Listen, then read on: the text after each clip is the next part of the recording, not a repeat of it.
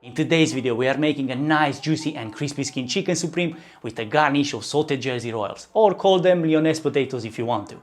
The Jersey Royals are in full season at the moment, so take full advantage of them because they are nice and they are full of flavor. In this mixture, I'm adding two other Jersey ingredients, the Jersey butter and the Jersey double cream. And with the last one, I'm planning to make a sauce with pancetta and with peas. Nice, easy, but efficient.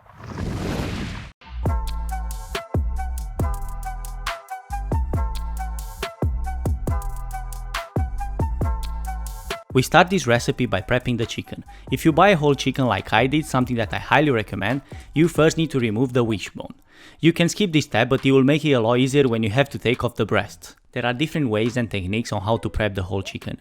On today's recipe, I'm focusing on the chicken supreme, which is the breast with the first joint of the wing attached. Use a sharp knife and go as close as possible to the bone to reduce any meat wastage. When you get to the final point of removing the breast and you want the wings attached for the supreme, find the joint that holds the bones together. This is the place you want to cut through or put pressure, as it is the weakest spot. Now that I started prepping the chicken, I'm also going to remove the chicken legs, which I'm going to be using them for a future recipe. Now to trim the supreme, cut across the white tendon and pop it off. For the presentation factor, we are going to remove the meat from the wing.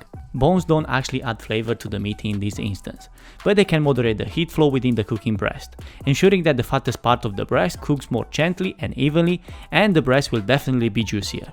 Moving on, here we've got some beautiful Jersey Royals. We are now in full season of Royals, so if you have the chance, take full advantage of this. Cook them for only 10 minutes as you don't want them fully cooked, and after draining them, leave them to cool down for 10-15 minutes. For the potatoes, we need half white sliced onion, and for the sauce, we're gonna be using a quarter of finely chopped onion. 15 minutes later and the potatoes are cooled down, so we can start slicing. We want this to be a quarter of an inch in thickness. Now we can start shallow frying. Get a pan on medium heat, add 15 grams of Jersey butter. Once melted, add the sliced Jersey Royals, followed by the sliced onion. For this recipe, as seasoning, all I'm using is salt and pepper. Should you have any other preferences, just go for it. Cook until the onions start caramelizing and keep tossing or mixing time to time. This way you will ensure that the potatoes cook evenly on both sides. Towards the end, add the parsley and you're good to go. Your garnish is ready. Same as with the potatoes, the seasoning for the chicken is salt and pepper. Just make sure you get these on both sides.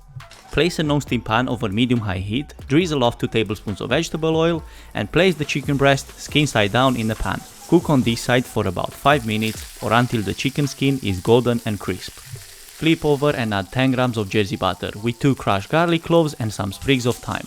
Once melted, baste that chicken with that foamy butter for 1 or 2 minutes. It looks amazing already. Just look at that golden color, and this is what you're missing out when you're buying skinless chicken.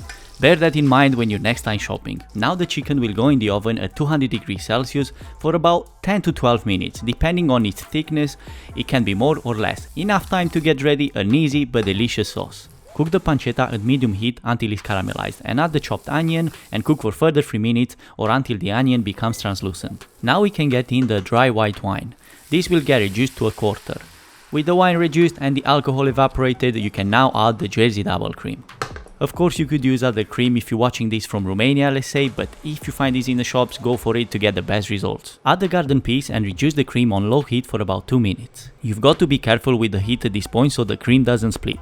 No salt needed as the pancetta is salty enough, pepper can be added if you want to, and the sauce is ready. Remove the chicken from the oven when the core reaches 73 degrees Celsius. Allow it to rest for 5 minutes, it will reach the 75 degrees safe to eat temperature without issues, as it's continuing cooking even after being out of the oven.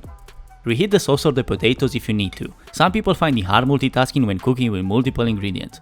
Not a problem, just do it at your own pace, one thing at a time and adjust at the end.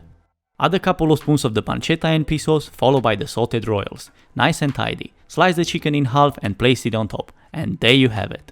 Chicken supreme with Jersey salted potatoes and an easy pea and pancetta cream sauce, done.